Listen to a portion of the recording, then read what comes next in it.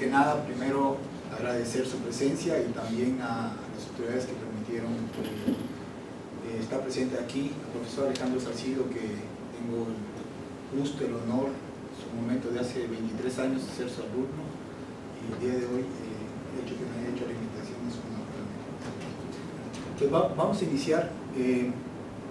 Titulé la plática de evaluación térmica de sistema pasivo para edificaciones en México. Es una sola parte de todo lo que nosotros hacemos, no es todo lo que hacemos. Traté de compartir una breve introducción a lo que sería para nosotros la problemática de energía en edificaciones en nuestro país y dar unos números a nivel internacional.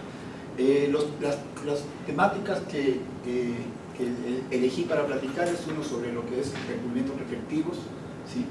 El otro sobre el concepto de chimenea solar, y el otro es sobre intercambiador de calor tierra-aire, aunque probablemente se pueda ver como no un sistema pasivo, sino un sistema activo.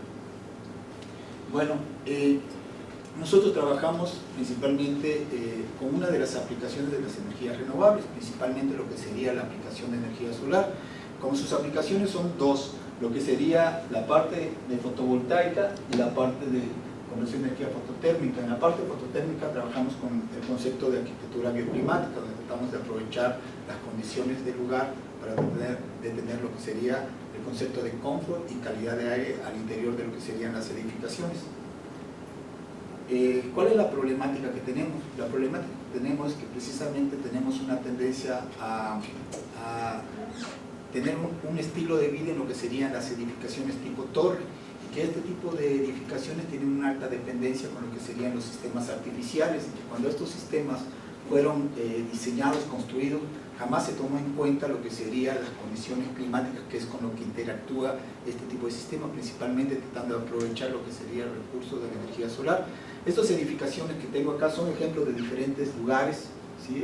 El último que tomé fotos, precisamente este es un edificio, ustedes lo pueden ver, está exactamente en el mero centro de Santos, Brasil, ¿sí?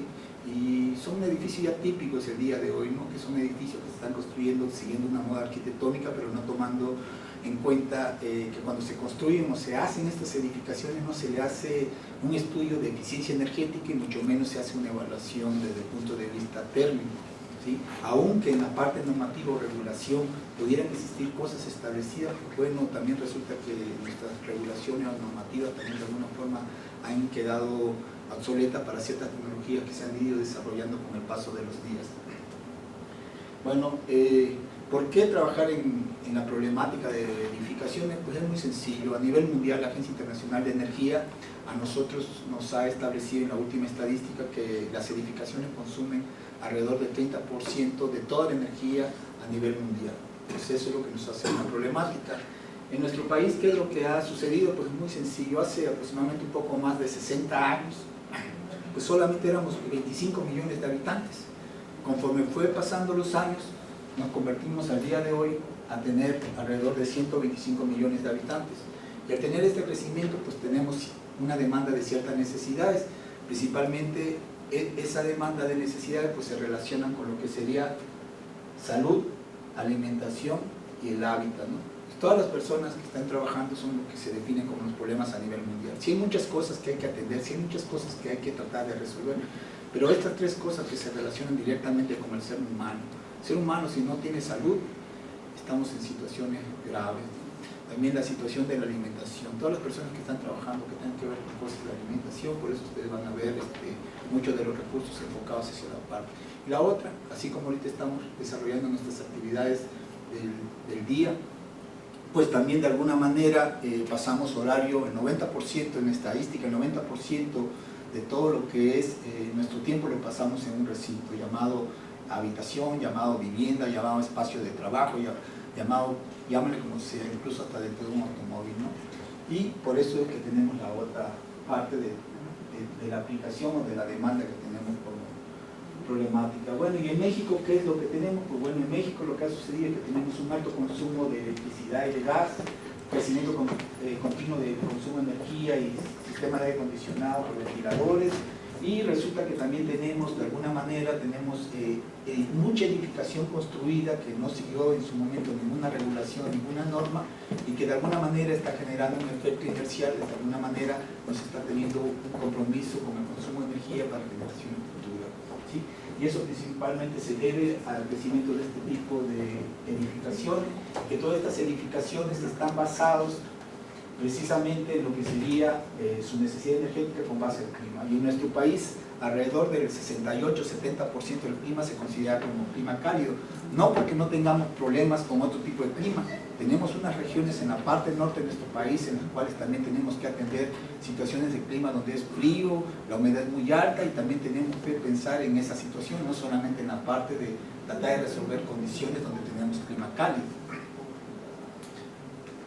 Y bueno, podríamos dividir la parte de sector residencial, no residencial en nuestro país con respecto a los porcentajes de consumo de energía, pero en nuestro país el sector residencial anda alrededor del 15% en consumo de energía de lo que tenemos en consumo total en nuestro país. Principalmente aquí es un estudio que hizo el Centro Mario Molina, donde se puede ver precisamente que este tipo de tiendas son las que tienen el mayor consumo de energía, las que mencionamos, indistintamente para el tipo de clima que nosotros tengamos una clasificación. Y bueno, y eso se ha dado, no es de ahora, a lo largo de los años tenemos un crecimiento continuo, principalmente por lo que sería, en caso de clima templado, por iluminación y por el uso de electrodomésticos. En caso de clima cálido, principalmente por lo que sería el acondicionamiento.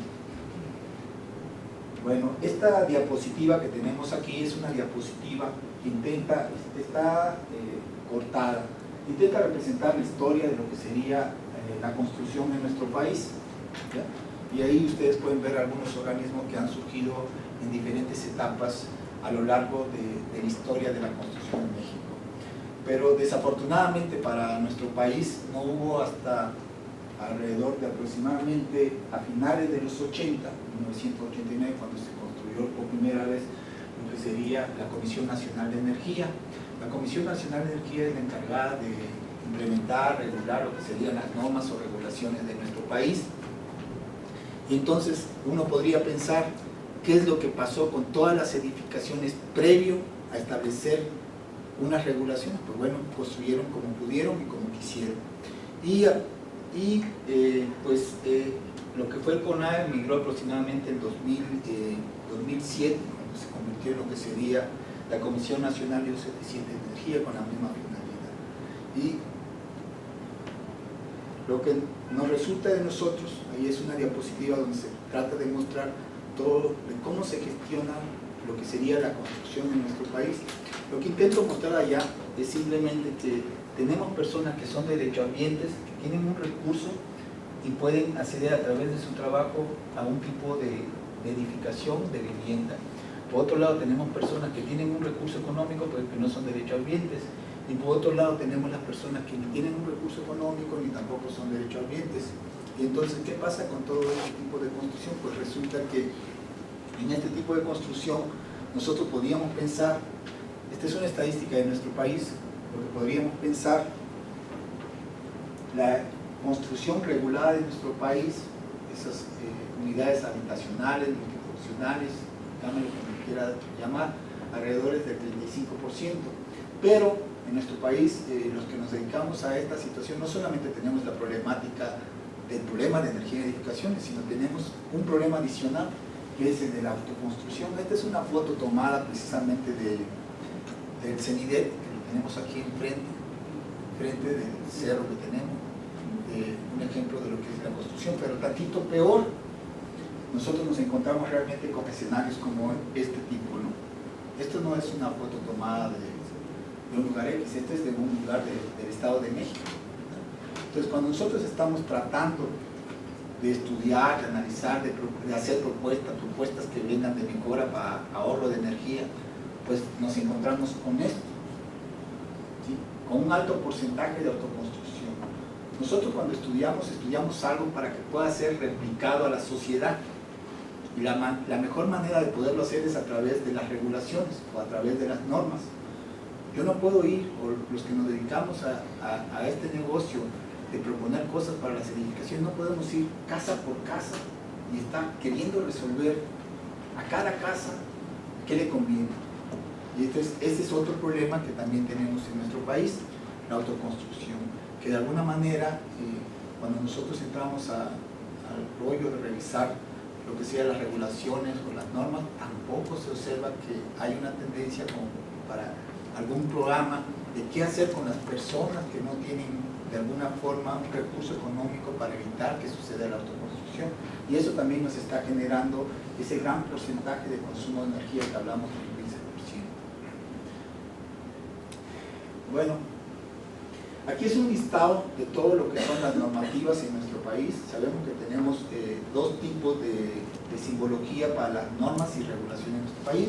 Tenemos lo que son las NOM, que son normas oficiales mexicanas, que en principio son obligatorias para nuestro país, y tenemos la NMX, que son en principio las de carácter voluntario.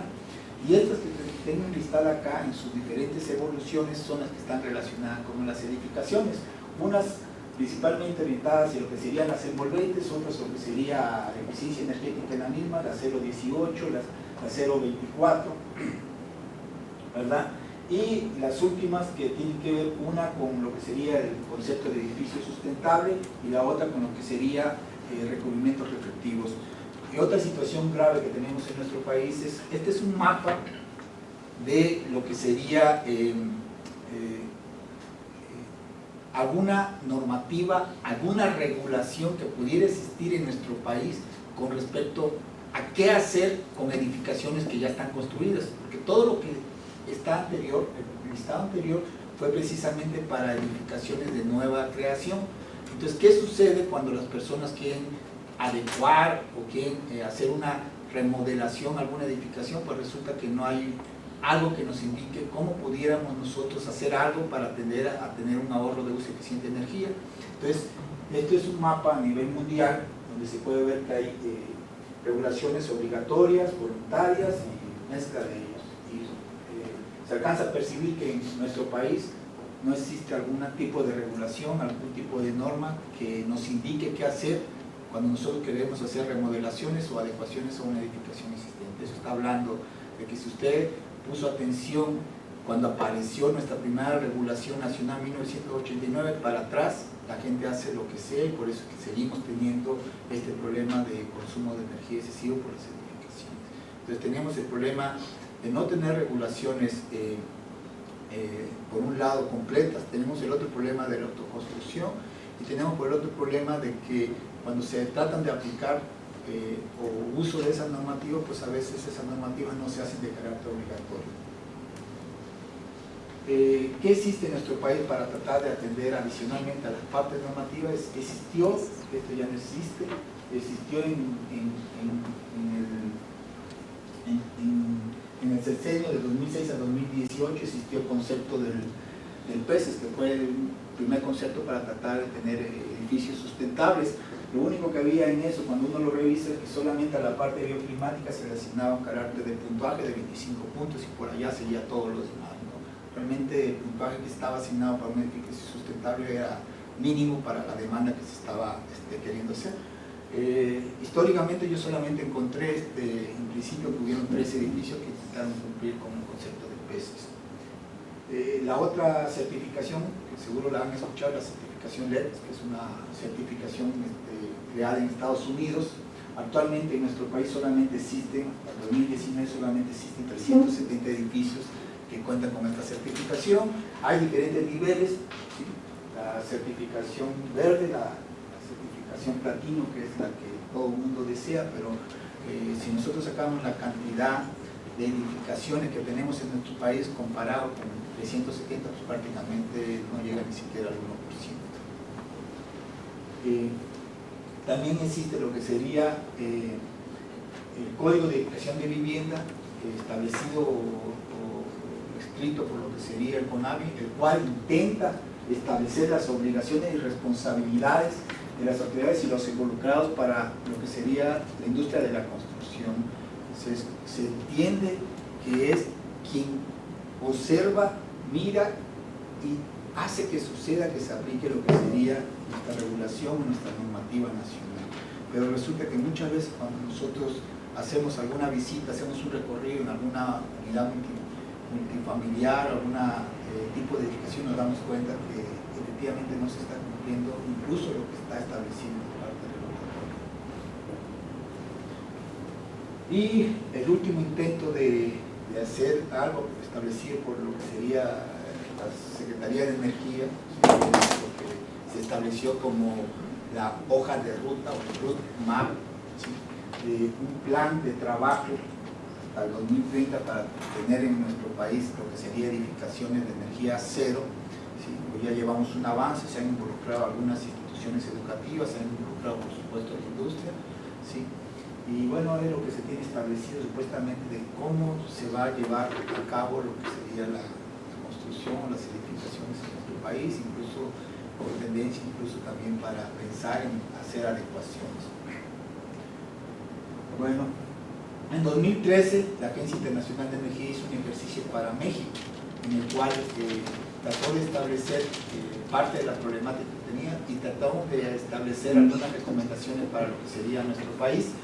Entre ello, pues bueno, nos indicaron que tenemos carencia de personal técnico, lo cual, como conozco mucho de lo que se hace en el país, conozco muchas personas, efectivamente, pocas personas involucradas en esta temática, aunque algunos de manera indirecta han querido participar, y muy pocas personas entusiastas que lleven un recorrido de muchos años en esta temática.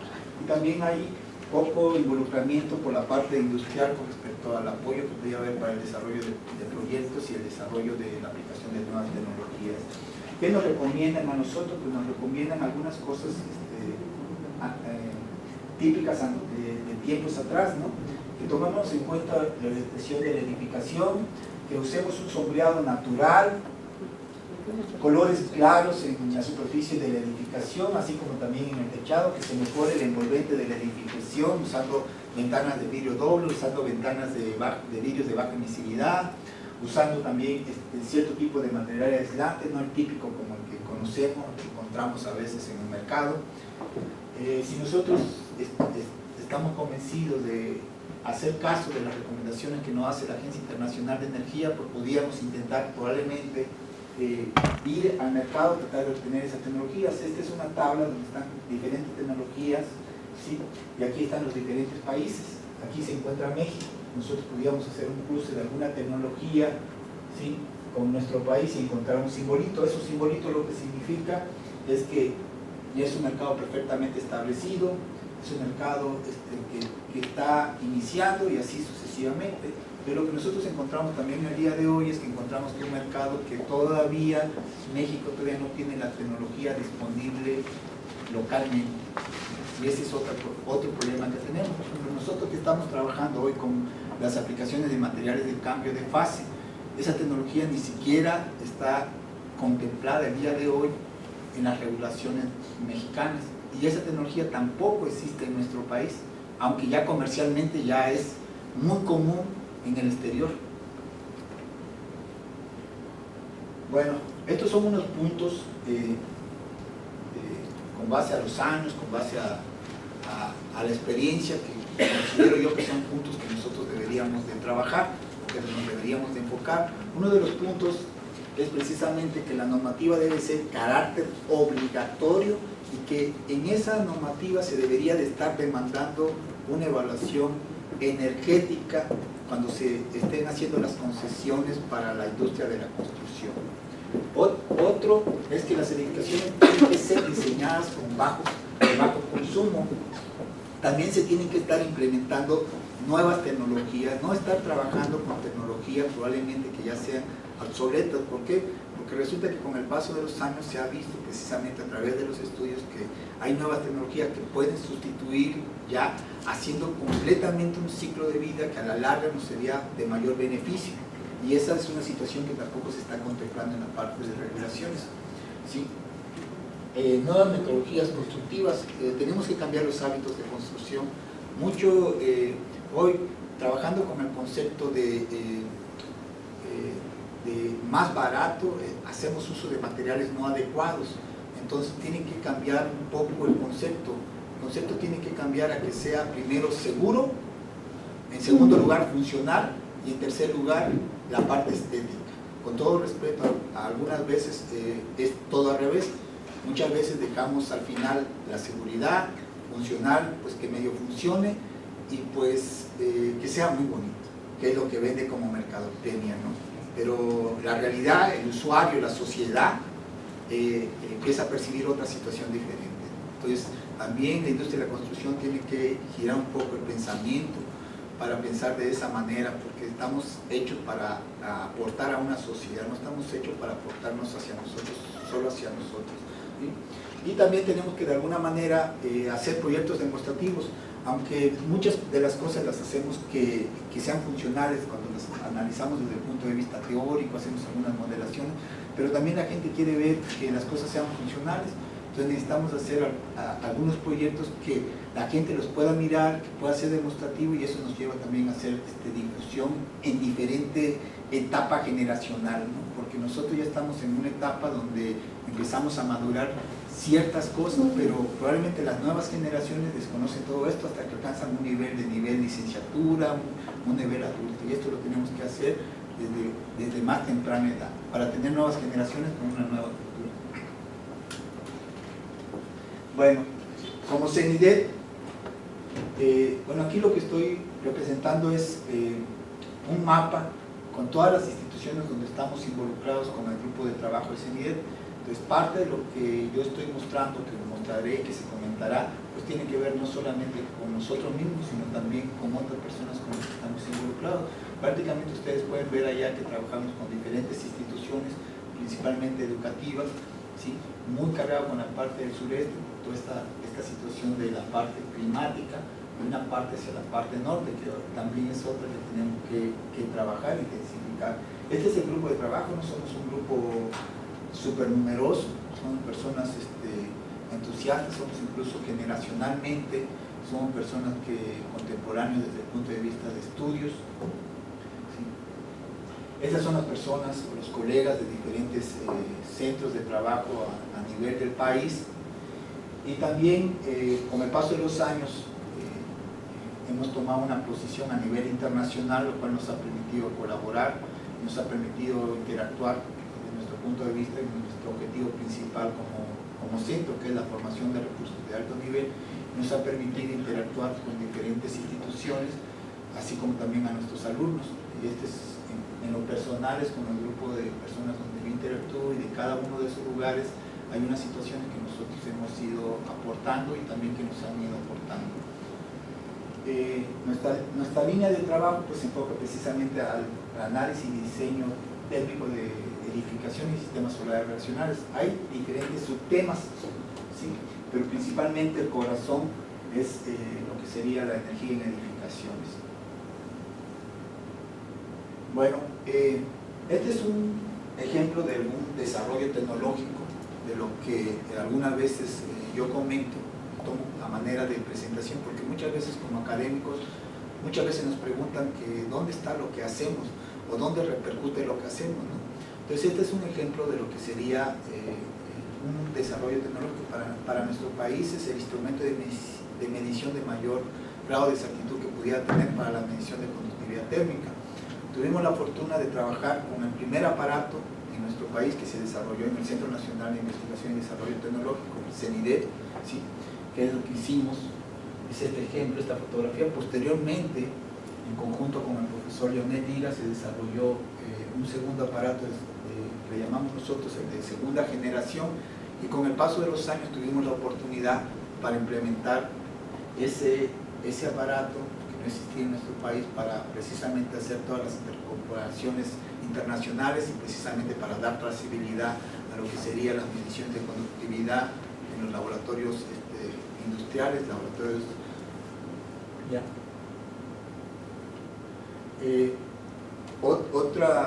Otra de las interacciones que se tienen como área, como grupo, que fue en paz descanse la doctora Gabriela, a través de lo que sería el anteproyecto de normas de recubrimientos reflectivos, ¿sí? Con el cual hoy está precisamente escrito a todo el país, de la forma en la cual nosotros llegamos a la sociedad. No llegamos de manera individual, lo hacemos a través de las normas de la regulación, lo cual tampoco es sencillo interactuar para poder participar en lo que serían las regulaciones. incluso es hasta cansado y desgastante.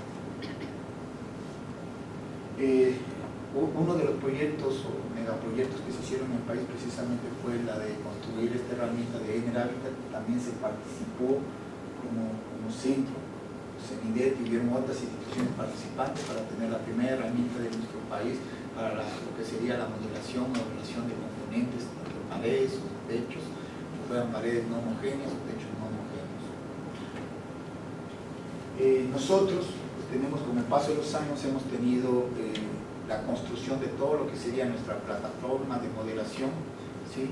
Hemos crecido muy fuerte a raíz de esos inicios, de esas inyecciones a través de nuestros profesores en el área de modelación, y nosotros tomamos esa ruta. Y con el paso de los años, sin perder el entusiasmo, que nos ha costado bastante, hemos ido creciendo hasta lograr tener una plataforma muy sólida, muy fuerte para ciertas cosas que a nosotros nos interesan, y ha sido enfocada a lo que sería el problema de energía en edificaciones.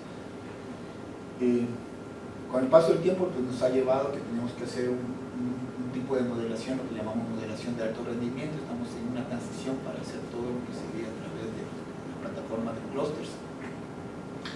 Bueno, ¿cómo representamos lo que sería la edificación? Nosotros pues, la representamos a través de algo llamado modelito físico. Hacemos una representación geométrica de esa vida real, y a través de ese pequeño modelito, que es lo que nosotros estudiamos, consideramos los fenómenos o los efectos que nosotros deseamos. Esto lo hacemos tratando de considerar para nuestra aplicación ciertos conceptos. Si nosotros estamos hablando de que estamos en un clima frío o cálido, pues tenemos que tener ciertos conceptos siempre grabados, ¿no? Si queremos en clima frío, tenemos que captar esa energía, la tenemos que conservar, la tenemos que almacenar, la tenemos que distribuir. Si estamos en regiones cálidas, bueno, pues nos tenemos que tratar de generar un escudo de lo que sería. No son conceptos arquitectónicos, simplemente los tenemos que tener presente cuando nosotros estemos tratando de hacer nuestros estudios, no tratar de inventarnos cosas, porque muchos conceptos ya están ahí, el problema es que nadie los está aplicando.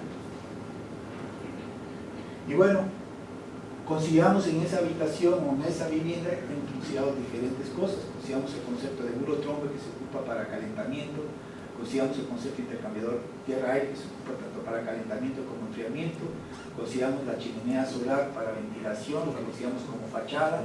La consideramos también en la parte más soleada de lo que sería una edificación. Consideramos diferentes tipos de ventanas de vidrio doble, con películas de control solar, vidrio laminado. Consideramos las paredes o los techos con materiales típicos de nuestro país, el block hueco, block sólido, ¿sí? Consideramos en el techo, consideramos diferentes recubrimientos, hemos hecho también ya con cubiertas verdes. Desafortunadamente no tengo tiempo para mostrar todo, entonces tuve que elegir algunos de los estudios que nosotros tenemos. El primer estudio se enfoca a lo que sería el uso de recubrimientos reflectivos, incluso tuvimos la participación de lo que sería en la regulación nacional. Los recubrimientos reflectivos son ese tipo de impermeabilizante que se coloca en la superficie de los techos. Se caracteriza por tener dos propiedades, una reflectancia solar muy alta y una emitancia térmica alta. Normalmente los colores claros, su reflectancia es del orden del 0.7 a 0.9, eso significa que aproximadamente hay un reflejo de la energía que incide sobre ella entre el 70 y el 90%. Y en general, la mayoría de los colores tienen una emitancia de alrededor del 0.9. Los colores oscuros como terracota, el negro, pues su reflectancia es muy baja, anda del orden del 30% al 40, 50, 60%. Y bueno, ¿qué se hizo con ello? Bueno, se construyeron celdas o módulos para evaluar pequeñas muestras de lo que sería un techo. Aquí ven unas celdas que de hecho están colocadas en la parte más alta del edificio de CENIDET Mecánica, ¿sí?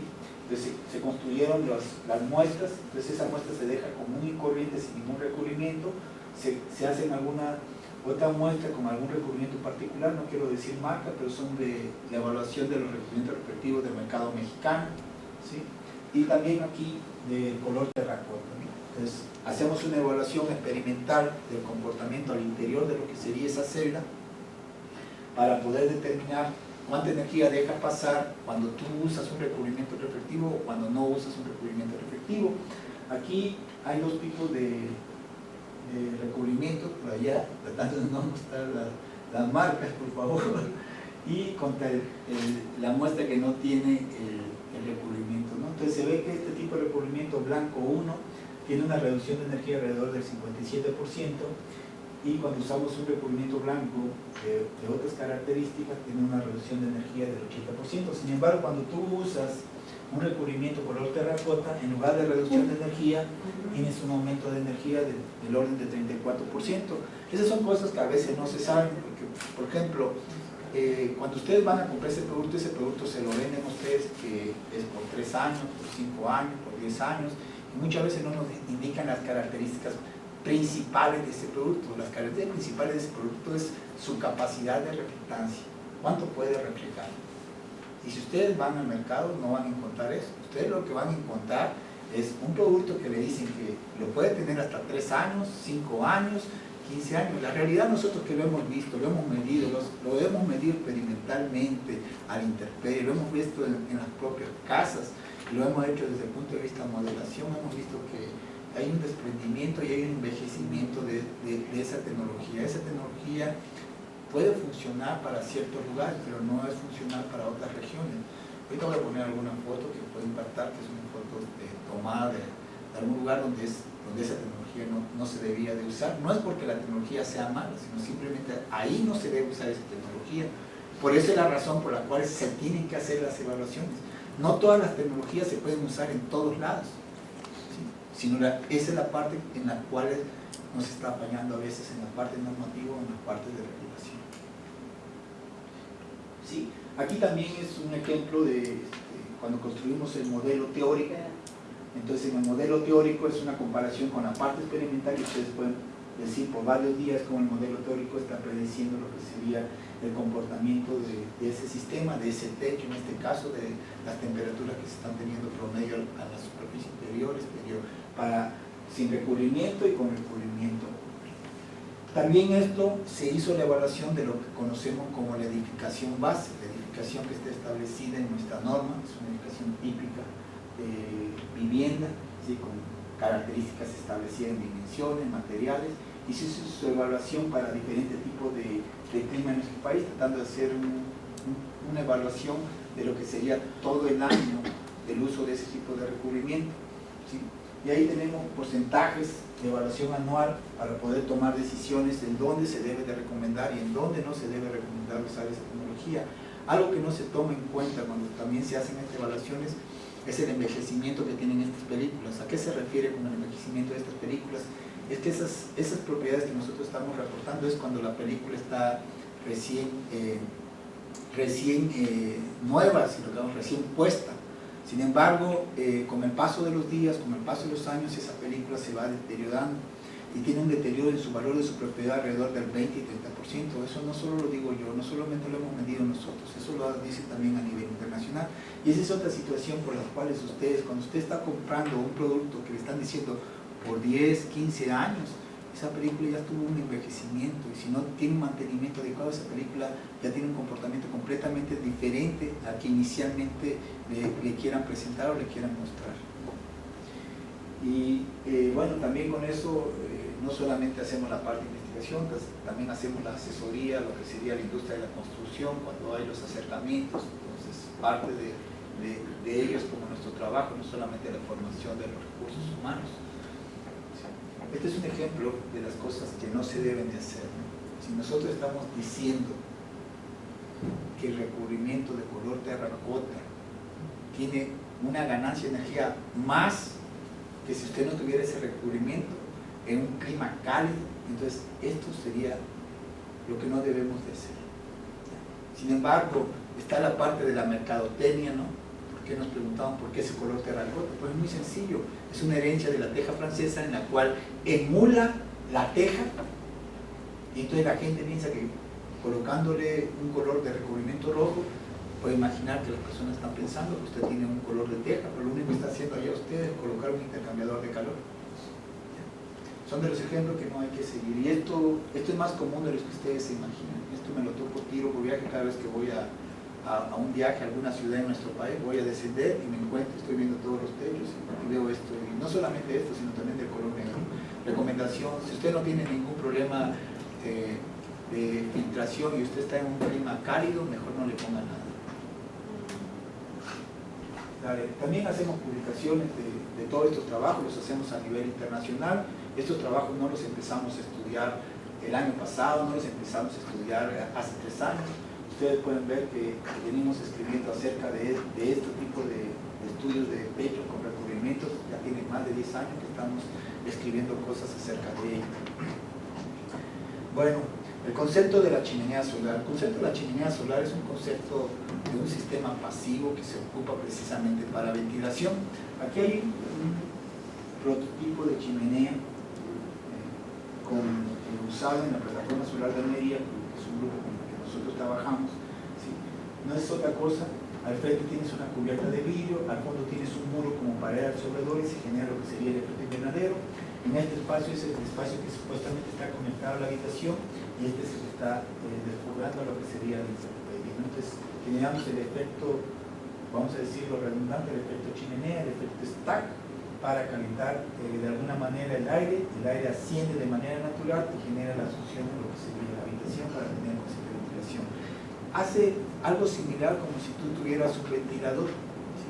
Ten en cuenta que no es para refrigerar, no refrigeras el recinto, genera el concepto de ventilación. El sistema puede tener la misma temperatura, nomás estamos generando gradientes de presión, es lo único que estamos haciendo, que es lo mismo que hace un ventilador eléctrico. Hay diferentes tipos de chimeneas. Las chimeneas solares también se han diseñado y construido para generación de energía eléctrica. El concepto para generación de energía eléctrica existe más de 100 años, está muy estudiado, está muy trabajado, ya está muy bien establecido cómo hacer las chimeneas para lo que sería generación de energía eléctrica. Sin embargo, en edificaciones, entre comillas, relativamente recientes, empezó a aparecer la aplicación de chimeneas solares a raíz de 1990. Y hay diferentes tipos de diseño. Hay chimeneas de lo que llamamos nosotros en la parte más alta, hay chimeneas en la fachada del edificio. Algunas veces hemos tenido oportunidad de estar al frente de estos edificios. Este último que estuve en Chile, ¿sí? Que es una biblioteca. ¿Sí? El edificio ejemplificativo de Almería, de cual todas estas zonas son chimeneas de fachada, de media fachada. ¿Sí? Y bueno, unos cuantos ejemplos más. Entonces nosotros cuando los estudiamos, cuando los modelamos, pues hacemos chimeneas de fachada a lo largo de lo que sería una de las paredes de la edificación, o lo ponemos en la parte más alta de lo que sería esa edificación. Ustedes pueden ver que hay diferentes diseños, diferentes conceptos, pero en principio siguiendo el mismo fin: generar ventilación natural aprovechando el recurso solar. Sí. Aquí es una comparación experimental que hicimos con una chimenea ya de segunda y de tercera generación en la plataforma solar de Almería, donde es uno de los laboratorios más grandes de toda Europa, en el laboratorio de evaluación de componentes de edificaciones. Pues ya esta es la chimenea mejorada. Bueno, incluso tuvimos oportunidad de trabajar en esta alrededor de 2006, 2008. No es algo que estamos haciendo desde el día de ayer, insisto, esto ya son años que nosotros venimos trabajando en este concepto. Quiero pensar que incluso somos pioneros en el país de este concepto. ¿Sí? Y aquí son los resultados de perfiles de temperatura a diferente altura de esa chimenea. Estamos comparando nuestros resultados de modelación, ¿sí?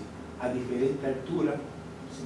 Tanto lo hicimos para las velocidades así como las temperaturas a lo ancho de lo que sería esa chimenea. Entonces estamos en posición de poder modelar ese sistema para poder evaluar a otras condiciones climáticas. Sí, lo hemos hecho también de esas chimeneas que yo les dije, de ese edificio de media fachada, que está un modelo representativo. También hemos podido hacer la reconstrucción del comportamiento de esa chimenea en los parámetros de interés para nosotros, la eficiencia y lo que sería las temperaturas. También este es un registro internacional que tenemos de chimenea solar eólica en conjunto con CIMAT de España, ¿verdad?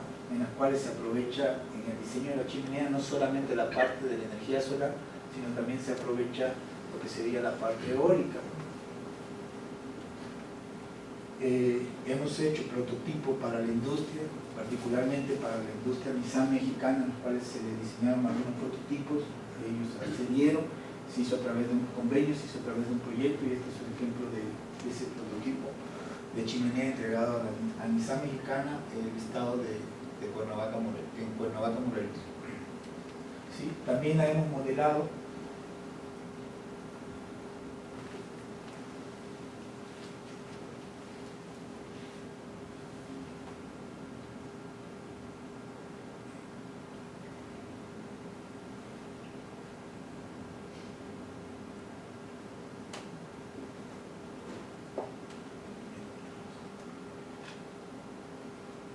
Bueno, la hemos modelado y hemos hecho elaboración de chimeneas de doble canal, que le llamamos nosotros para aprovechar la mayor cantidad de energía solar, y lo hemos hecho para todo el año. Hemos sacado los flujos máximos de capacidad de la cantidad de cambio de hora que puede generar una chimenea, así como también su eficiencia.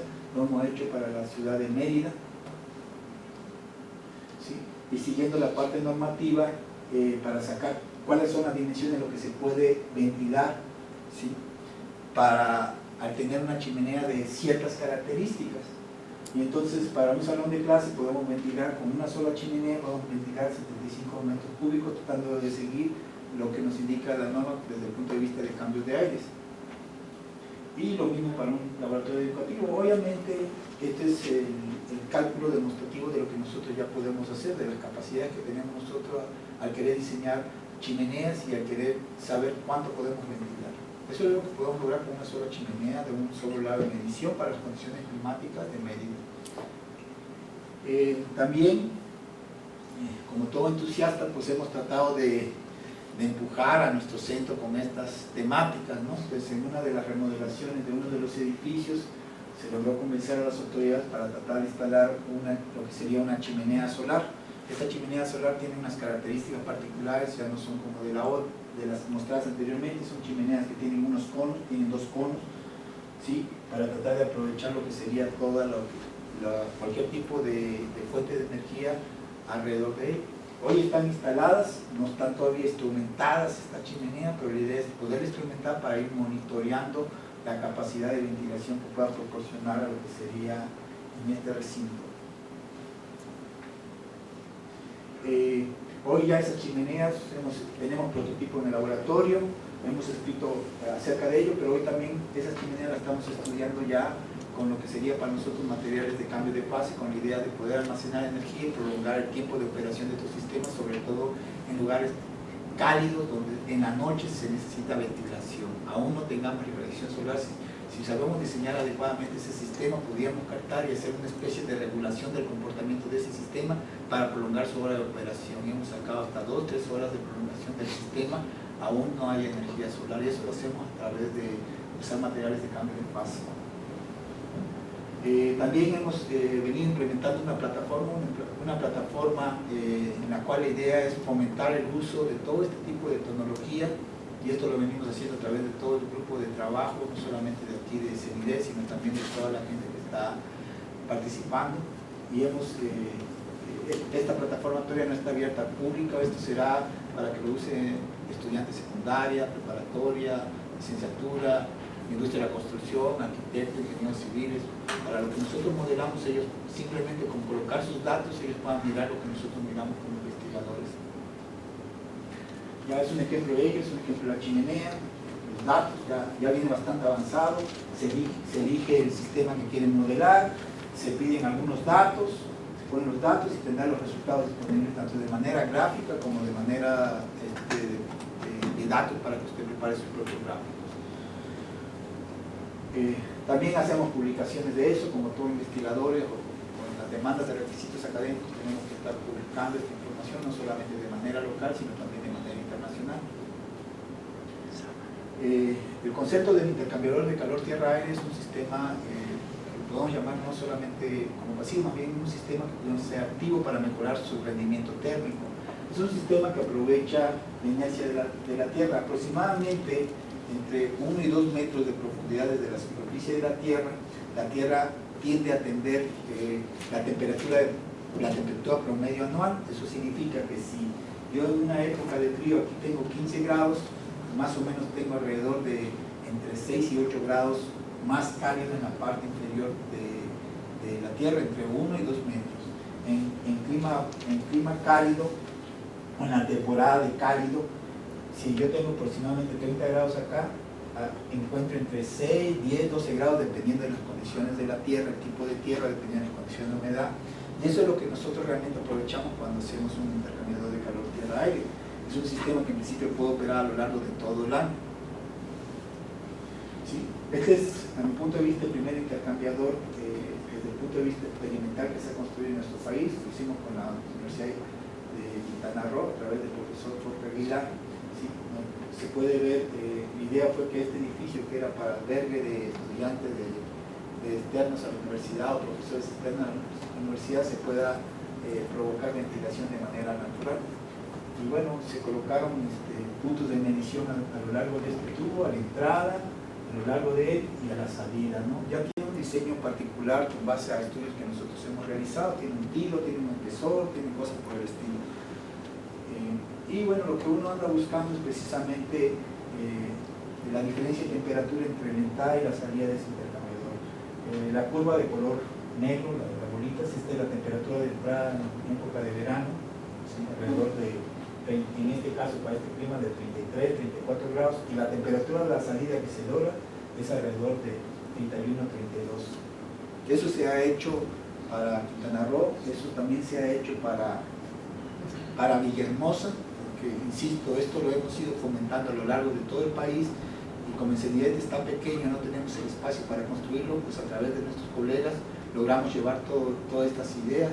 Este es un intercambiador construido en la Universidad Juárez Autónoma de Tabasco a través de nuestros colegas de la propia universidad. Y ustedes pueden ver que no es tan sencillo hacer todo eso. De hecho, aquí está uno de los estudiantes que participaron desde aquel entonces cuando estaba a nivel licenciatura, y hoy ya es estudiante de doctorado de nosotros y cosas por el estilo, ¿no? Hoy se tiene la evaluación anual de ese intercambiador de calor para poder sacar lo que sería su capacidad desde el punto de vista potencial de ventilación. Y entonces lo que sacamos dos curvas muy sencillas. Esto es a lo largo de todo un mes. Y hoy pueden encontrar publicaciones de esto, ¿sí? Las bandas que ustedes observan son las diferencias de temperatura entre la temperatura de entrada del aire ambiente exterior con respecto a la temperatura de salida del intercambiador. Aquí entra el aire, aquí incluso lo que les decía, que tiene un ventilador para mejorar su comportamiento, para forzar el aire, y aquí tiene la salida. Eso es lo que estamos viendo. Nosotros podemos encontrar gradientes de temperatura o diferencia de temperatura, mejor dicho, del orden de 4 o 5 grados, si es que estamos ahora listos para someter ese aire a lo que sería la habitación, con ese potencial de energía que aprovechamos de la inercia térmica de la Tierra. ¿Qué es lo que quisiéramos? Este es un ejemplo de una unidad habitacional construida en Ciudad Juárez, los cuales ya tienen unos intercambiadores de calor tierra-aire. Tienen otras cosas, también tienen unos colectores, pero la entrada de ese intercambiador la encuentran aquí. Normalmente está la entrada, está perforado y está conectado a lo que sería la habitación. Nosotros no participamos en esta construcción, pero queremos participar y fomentar para que se pueda de esta manera, ¿no? Es un ejemplo de que sí se puede, sobre todo teniendo ya los espacios el día de hoy, ya teniendo los diseños de cómo sería el comportamiento, y lo primero que tenemos que hacer es determinar si tenemos potencial geotérmico en el lugar. Es lo primero que tenemos que evaluar, y después si tenemos potencial de que tengamos, si solamente tenemos una ganancia de 2 grados, pues no nos sirve mucho. Pues si tenemos 4, 6, 8, 10 grados, muy bien. Y lo que nosotros hemos visto con todo lo que es las modelaciones que hemos hecho es que precisamente en lugares donde tenemos más extremoso la temperatura exterior con respecto a lo que está pasando en su valor promedio del año, es donde tenemos mayor potencial, que normalmente son en los lugares con clima extremo. Bueno, también tenemos publicaciones, como ustedes pueden ver, no solamente lo hacemos, sino también lo tenemos que escribir con un nivel de rigurosidad para ser evaluados a nivel internacional, y también no lo hemos empezado a hacer apenas el día de hoy. Ya llevamos años escribiendo acerca de estas temáticas. Estos son de los últimos donde nos estamos involucrando, que le llamamos a través del CIDIR en Oaxaca, a través del doctor Rafael Alavés. Es un techo recuperador de energía para climas cálidos. Estamos también para modelar lo que sería un cuarto de refrigeración, tratar de tener con ventilación natural a través de lo que sería un techo evaporativo o una cubierta evaporativa. La idea es colocar aquí los alimentos. Esto es para una edificación en el mero centro de Oaxaca, ¿sí? nuestro colega que es arquitecto de su formación. Entonces nosotros como técnicos estamos haciendo todo lo que será la evaluación para mirar cuánto podemos retirar de manera natural para mantener los alimentos en este sistema. También estamos trabajando con ellos en lo que sería la evaluación de lo que serían, como ellos trabajan en la parte de educación sustentable, utilizan mucho material de reciclado, entonces ellos construyen directamente, pero también nos falta la parte de la evaluación, porque es la parte que nosotros estamos brindando en nuestra colaboración con ellos. También este último, que es como CICESI, que es el edificio de oceanografía física que se está construyendo actualmente a través de la doctora Ives Zavala, estamos participando con ellos para hacer el diseño de ese edificio que se está construyendo, en el cual ya tienen ventanas dobles, tienen unas fachadas de sombreador, tendrán idea que tengan una chimenea, también tendrán en su techo colectores solares. Y bueno, también como se mencionó al inicio, tengo un libro en el cual tengo un capítulo donde se encuentran estas temáticas de la aplicación de la parte de modelación, como mencionó nuestro profesor. Participo a nivel internacional en diferentes journals, en cualquier journal, sino en todos journals de alta calidad, lo que sería con la parte de energía, que es una parte que trabajamos fuerte, y lo que tenga que ver con edificación. Entonces también los invito, si ustedes están queriendo participar o tengan, a través de mí pudieran participar en estos journals. Todo el trabajo, insisto, no lo hago yo solo, lo hace todo un grupo de colegas, lo hacen a través de nuestros estudiantes, y agradezco a mis estudiantes y a mis colegas que yo soy el portavoz de lo que nosotros hacemos. Gracias.